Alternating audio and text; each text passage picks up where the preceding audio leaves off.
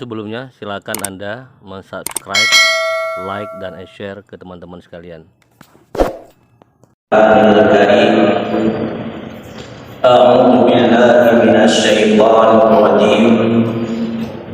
Bismillahirrahmanirrahim.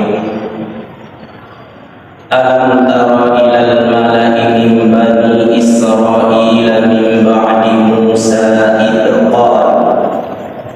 idh qalu linabiyyin lahum ib'ath lana malikan nuqatil fi sabilillah. Sadaqallahul azim wa sadaqan nabiyul karim wa nahnu ala dzalika minasyahidin wasyakirin. Rabbi shrah li sadri wa yassir li amri wahlul 'uqdatam min lisani yafqahu qawli. Abu Ibu Syekh, seluruh panitia, para alim ulama, seluruh hadirin kaum muslimin jamaah Jumat yang saya muliakan. Sebagaimana yang telah Khatib bacakan tadi, Allah berfirman, Alam tara ilal mala'i min bani Israil min ba'di Musa. Wahai Muhammad, apakah engkau tidak memperhatikan, mengingatkan kepada kita lewat ayat ini? Seakan-akan Allah ingin mengatakan, perhatikanlah wahai Muhammad, apa yang terjadi dulu setelah Nabi Musa. Bani Israel setelah Nabi Musa sudah tiada, Nabi Harun pun sudah tiada. Kemudian Bani Israel ini yang dibawa oleh Nabi Musa dari Mesir ke Palestina dipimpin oleh seorang nabi yang bernama Yusha bin Nun. Yusha bin Nun ini adalah seorang pemuda yang mendampingi Nabi Musa ketika bertemu dengan Nabi Khidir. Di saat pada masa Nabi Musa masih hidup, mereka tidak sempat datang ke kota Baitul Maqdis karena yatimul am. Mereka tersesat di sebuah bumi yang namanya Ardubih, kalau sekarang disebut dengan Bukit Sinai. Mereka belum sempat. Nabi Musa dan Nabi Harun ingin membawa pasukan ini, Bani Israel ini, ke Baitul Maqdis. Ternyata di Baitul Maqdis ini ada satu bangsa lain namanya bangsa Amalikah. Ketika Bani Israel melihat bangsa Amalikah ini kuat-kuat, lalu mereka mundur, tidak mau datang tidak mau berperang bersama Nabi Musa. Sampai-sampai Nabi Musa kecewa, berdoa kepada Allah, semoga Nabi Musa dan Nabi Harun dipisahkan dengan orang-orang kaum musyrikin ini.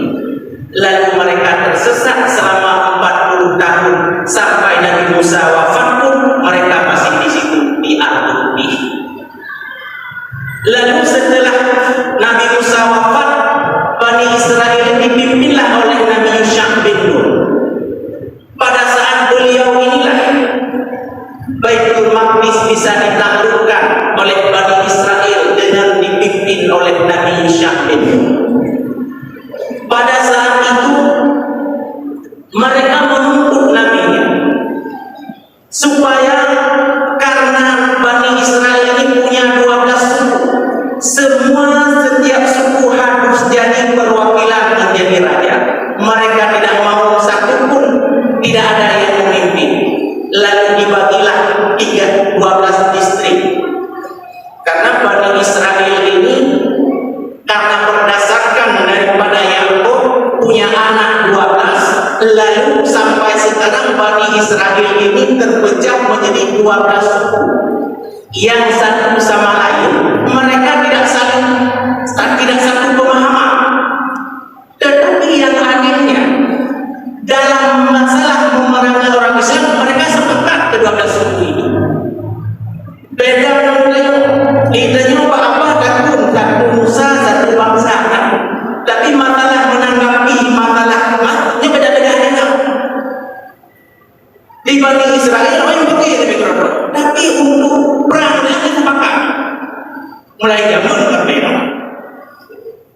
12 suku. Dibuatlah 12 suku oleh Nabi Yusha bin Nun. Kemudian pada saat Nabi Yusha bin Nun berkuasa, mereka makmur. Mereka bisa menguasai berbagai macam keadaan pada saat itu stabil. Kemudian Nabi Yusha bin Nun pun ini wafat. Setelah wafat, mereka pada saat itulah mulai mereka mengubah kitab-kitab Taurat yang ditinggalkan oleh Nabi Musa. Salah satu bentuk yang diubah, misalnya ada makanan-makanan itu yang dibolehkan untuk makan. Ternyata pemuka-pemuka Bani Israel membuat aturan khusus. Ada yang boleh, yang enak-enak itu hanya boleh dimakan oleh pemuka-pemukanya, oleh raja-rajanya. Sedangkan rakyatnya tidak boleh makan yang enak-enak. Yang tersisa dari apa yang ada dimakan oleh raja, itu yang boleh dimakan. Sehingga rakyatnya berontak, sehingga antara satu sama lain mereka saling menyerang. Pada saat itulah ada satu bangsa lain namanya bangsa Amalekah memanfaatkan situasi itu, lalu diseranglah Bani Israel. Mereka sebahagian ditawan, sebahagian diusir, maka mereka lari ke berbagai macam belahan dunia. Ada yang sempat ditangkap itu di dalam komunitas Bani Israel tersebut, sehingga sudah bertahun-tahun mereka kekosongan Nabi. Lalu ada satu Nabi yang diutuskan kepada mereka setelah Yusha bin Nun, namanya Samuel. Karena di bahasa Ibrani itu Samuel pendengaran, kalau bahasa Arabnya Samaun, artinya dikabulkan doa. Mereka datang ke Nabi Samuel ini, Bani Israel yang sudah tertindas, lalu datang. Apa yang mereka ungkapkan kepada nabinya? Ib'aslana malika, tolong berikan kepada kami seorang raja. Nuqatil fi sabilillah, kami akan berperang di jalan Allah. Diminta ke Nabi Samuel. Lalu Nabi Samuel ini menjawab, qala hal asaitum in kutiba alaikumul qital alla tuqatilu. Apakah mungkin kalau seandainya nanti diwajibkan kalian berperang, kalian mau berperang? Karena Nabi Samuel ini punya satu kekhawatiran, kalau seandainya betul-betul Allah mewajibkan mereka berperang, nanti takutnya mereka tidak mau berperang.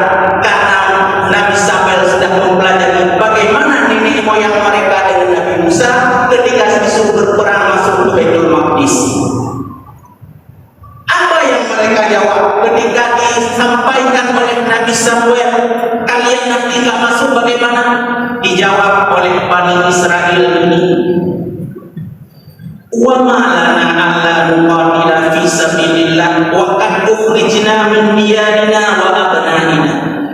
Wahai Nabi, bagaimana kami enggak mau berperang, sedangkan kami sebahagian anak-anak kami telah dibunuh, sebahagian dari kami telah diusir, masa kami enggak mau berperang? Lalu Nabi Samuel mendengar permintaan mereka.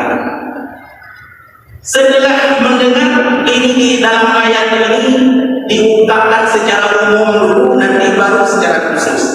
Falamma kutiba alaihimul qital tawallaw illa qalilan minhum. Manakala diwajibkan kepada mereka untuk berperang di jalan Allah, mereka semua berbalik kecuali hanya sedikit. Pertama, mereka meyakinkan nabinya kalau dikirim seorang raja nanti mereka akan berperang, dengan alasan karena mereka sudah diusir. Ternyata ketika diwajibkan mereka berbalik tidak mau berperang. Lalu Al-Quran menjelaskan gimana kronologisnya sehingga mereka tidak mau berperang. Wa qala lahum nabiyyuhum inna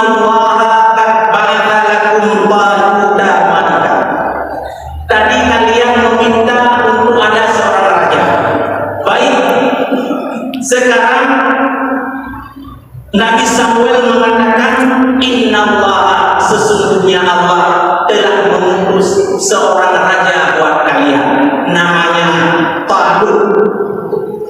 Nama raja yang dihirup untuk memimpin Bani Israel ini namanya Talut.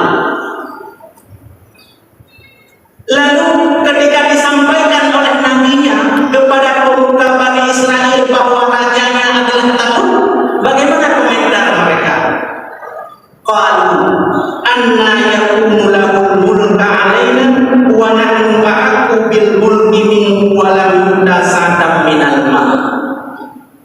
Wahai Nabi, bagaimana mungkin Talut itu jadi raja bagi kami, sedangkan Talut itu bukan bangsawan dan Talut itu tidak ada harta.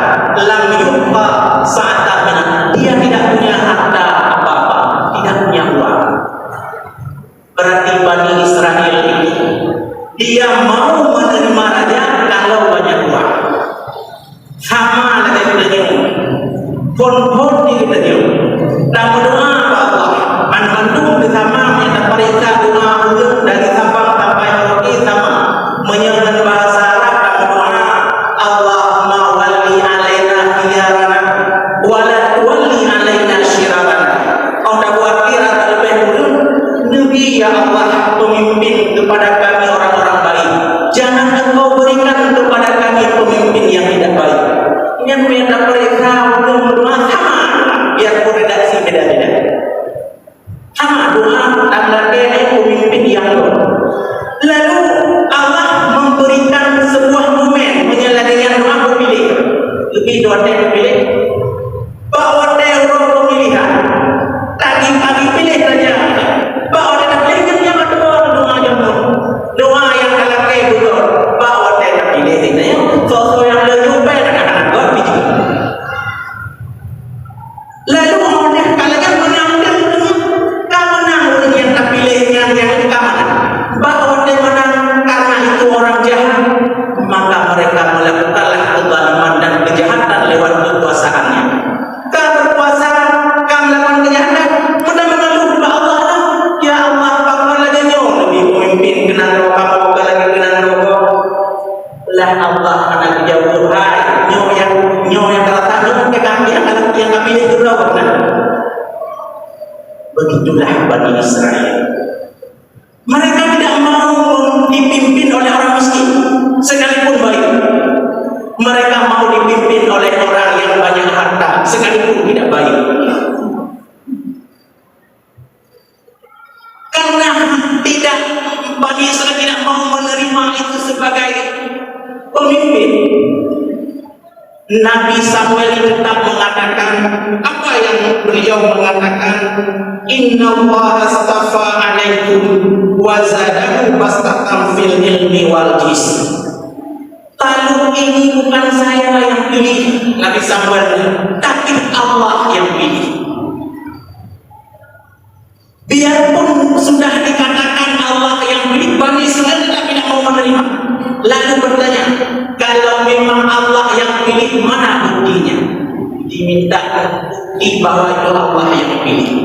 Lalu Nabi Samuel mengatakan, wa qala lahum nabiyuhum inna ayatan mulkihi ayyakum tabu. Oke, tanda bahwa betul ini adalah raja yang dipilih oleh Allah untuk kalian. Tandanya bahwa coba lihat, nanti akan datang dibawa oleh malaikat ke depan raja ini adalah tabut. Tabut ini satu peti ataupun kotak yang pernah dicuri oleh musuh Bani Israel. Di dalamnya itu berisi peninggalan-peninggalan Nabi Musa, termasuk serban Nabi Musa, termasuk tongkat Nabi Musa. Itu namanya tabut. Setelah Nabi Musa tiada, tabut ini Bani Israel menggunakan di depannya sebagai benteng pertahanan. Dan dimanapun di bawah tabut mereka selalu menang melakukan berperang. Lalu ini dilihat oleh musuh mereka namanya Jalut. Jalut ini melihat ini ada rahasia, maka dicurilah tabut ini. Maka setelah sekian tahun tabut sudah hilang dicuri oleh musuh, lalu sebagai tanda bahwa Talut ini betul-betul pilihan Allah, maka didatangkanlah tabut oleh malaikat yang mendatangkan. Mereka melihat sendiri tabut itu dibawa oleh malaikat di hadapan Talut, baru percaya bahwa mereka Talut ini betul-betul pilihan Allah. Terus setelah mereka percaya bahwa itu pilihan Allah, apakah sudah selesai? Ternyata tidak. Falamma fasalat Talut bil junud qala innallaha mubtaliikum binahar. Kemudian Talut ini mengumpulkan pasukan untuk berperang dengan bangsa Jalut, bangsa Amalika, sebanyak 80 orang. Dibersama oleh Talut 80 pemuda. Padahal jumlah orang bukan 80, tapi yang mau 80.000 orang, 80.000 orang.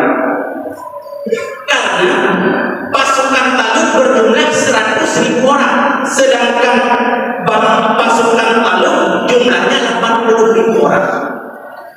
Nah, ketika membawa oleh Talut pasukannya sebanyak 80 orang, setelah sekian lama menempuh perjalanan, lalu Talut mengatakan kepada pasukannya, innallaha mubtaliikum binahar. Sesungguhnya Allah akan menguji kalian dengan sebuah sungai. Lalu apa yang diuji oleh sungai tersebut? Faman syariba minhu falaysa minni. Siapa yang minum air sungai tersebut itu bukan golongan saya. Artinya tidak boleh minum air tersebut. Padahal mereka sudah menempuh perjalanan yang jauh lewat gurun pasir, tentu sangat haus. Lalu ada satu sungai yang airnya sangat jernih, tetapi dilarang untuk minum. Ini sangat berbalik dengan logika. Seharusnya karena mereka akan berperang dengan bangsa yang sangat besar, seharusnya perintahnya minumlah yang banyak. Ternyata ini dilarang minum. Yang dibolehkan minum illa man arafa mufatan biyadi. Yang boleh minum hanya satu ciduk dengan tangannya. Yang lebih nggak boleh minum. Lalu Bani Israel karena orang punya logika berpikir ini sudah salah secara logika. Tidak mungkin dilarang minum. Salah perintah. Ini sudah salah. Seharusnya kita harus minum yang banyak. Apa yang terjadi? Dalam 80 pasukan, 80.000 pasukan, semua minum. Kecuali yang tidak minum hanya 314 orang. 314 orang yang tidak minum. Yang lain minum semuanya. Setelah minum bagaimana mereka kejadiannya? Qalu la taqata lana al-yawma bi jaluta wa junudi. Setelah mereka minum yang dilarang itu, yang 80.000 orang yang tidak minum cuma 314 orang, lalu mereka menyeberangi sungai. Setelah berada di pinggir sungai, semua mereka mengatakan la taqata lana. Kita tidak punya kekuatan lagi untuk menghadapi jalan.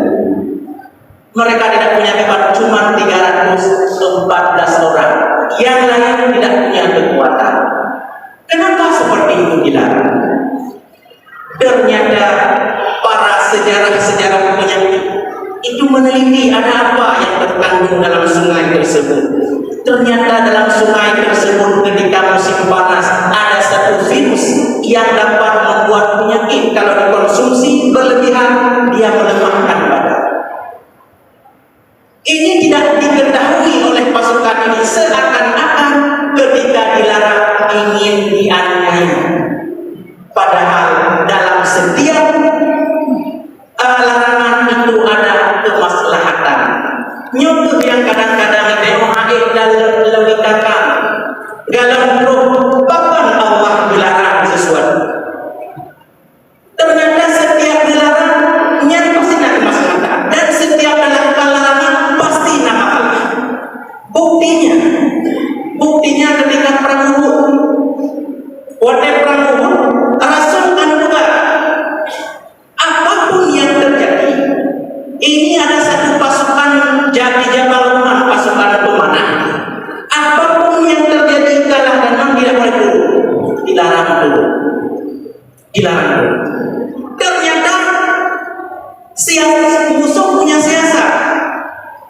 Setelah peperangan pertama sudah kalah, bahwa kata musuh para pasukannya melomba-lomba berubah dalam kata perang di pasukan yang di Jabal Rahmah, di Bukit Uhud, di bukit ada pasukan pemanah.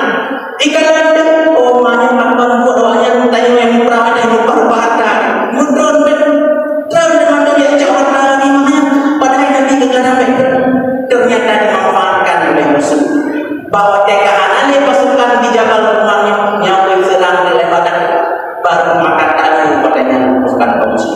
Kenapa? Karena mereka melakukan apa yang dilarang.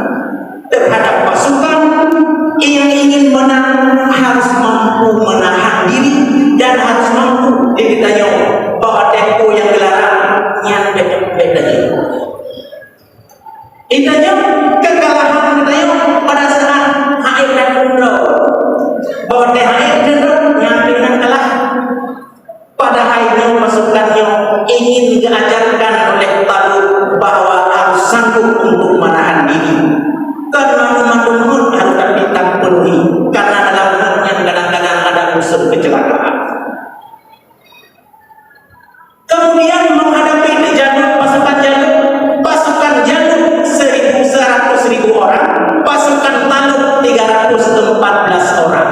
Ini sesuai dengan hadis Rasulullah. Pasukan Talut ini sama seperti pasukan Badar, sejumlah 314 orang. Bagaimana diceritakan pada perang Badar yang berjumlah 314 orang, musuh 1.000 orang, tapi bisa berhasil menang. Kenapa? Karena mereka tidak pernah melanggar rambu-rambu.